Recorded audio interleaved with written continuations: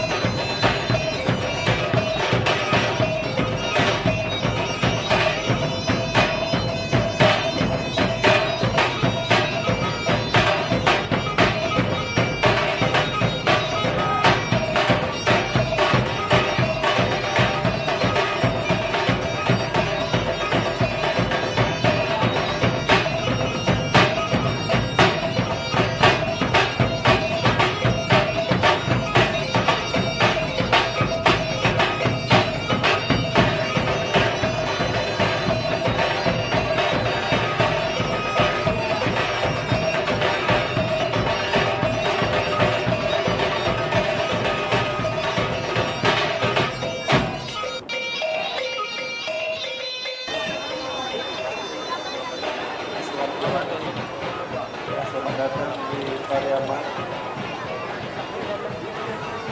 Bapak Gubernur Sumatera Barat beserta Ibu Evo Dewa.